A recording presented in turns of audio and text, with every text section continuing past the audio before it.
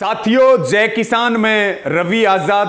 साथियों, बीजेपी और आरएसएस की गोदी में बैठ करके चौधरी देवीलाल जी की आत्मा का सौदा करने वाले और भ्रष्टाचार, नौकरी बेचने के मामले में जेल में सजा काट रहे, पैरोल पर आए जननायक जनता पार्टी के राष्ट्रीय अध्यक्ष अजय चौटाला जी कल फिर पानीपत में बोले और अपराधियों को सुरक्षा दी जा रही है।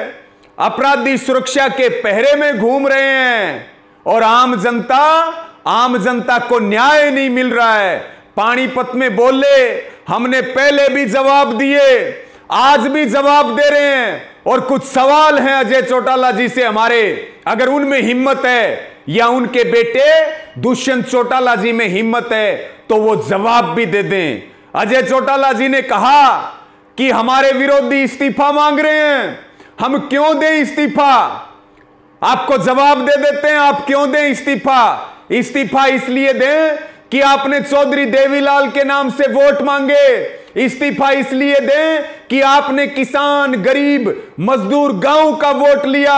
इस्तीफा इसलिए दें, आपको वोट बीजेपी के खिलाफ दिया था, बीजेपी की दलाली करने के लिए वोट नहीं दिया। इस्तीफा इसलिए दें कि जो पार्टी काले कानून लेकर के आई है बीजेपी, आप उनकी गोदी में बैठे हैं, उन 3 काले कानूनों का समर्थन कर रहे हैं और हर कदम पे मोदी सरकार और खट्टर सरकार का साथ दे रहे हैं। इसलिए आपसे हरियाणा ने आपको वोट दिया, हरियाणा आपसे इस्तीफा मांग रहा है।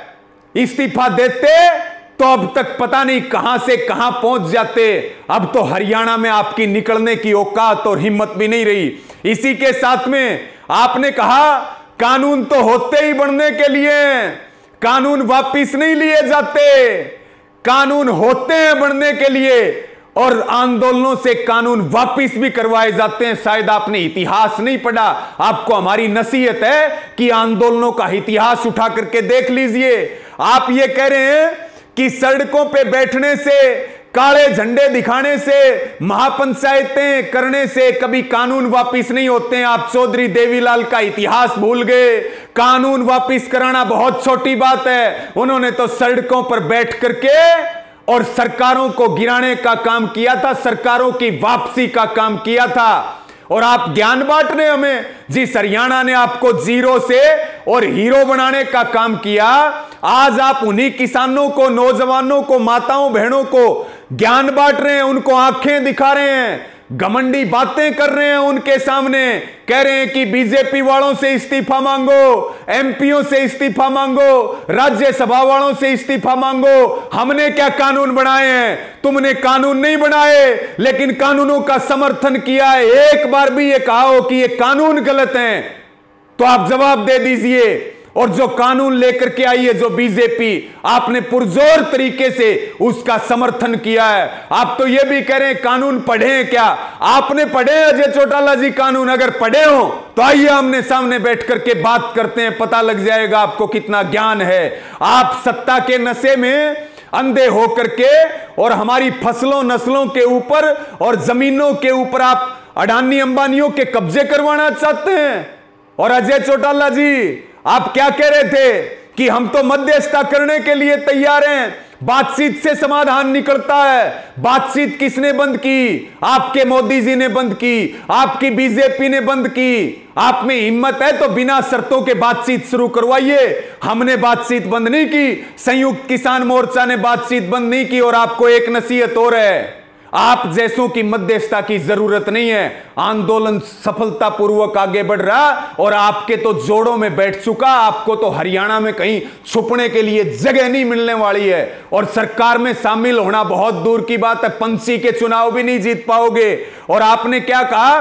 चौधरी देवीलाल ने पद छोड़े थे, प्रधानमंत्री का पद छोड़ा था, आपसे तो उप मुख्यमंत्री का भी नहीं छोड़ा जा रहा। आप चौधरी देवीलाल जी का मुकाबला करेंगे, उस महापुरुष का मुकाबला करेंगे जिसके जमीर को आपने सौदा कर लिया, बेच दिया बीजेपी और आरएसएस को। इसी के साथ में आप क्या कह रहे हैं?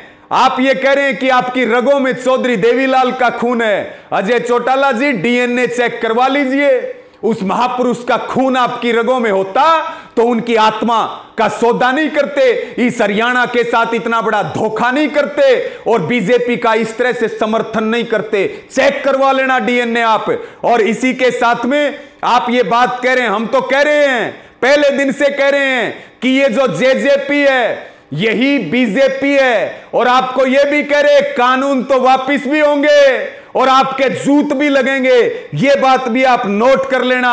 और आपको तो ये भी कहना चाहेंगे हम कि जो आपका बेटा है दुष्यंत चौटाला, हरियाणा का उप मुख्यमंत्री, वो तो इस तरह से खट्टर जी के साथ लगा हुआ है जैसे पतिव्रता जो नारी होती है, जैसे वो अपना फर्ज निभाती है, ऐसे ही आपका बेटा खट्टर के लिए फर्ज निभा रहा है। धरातल पर क्या चल रहा है कभी निकल करके देखिए। लेकिन आप निकलेंगे कैसे? आपको जाने कौन देगा हरियाणा में? आपको गांव में आने कौन देगा?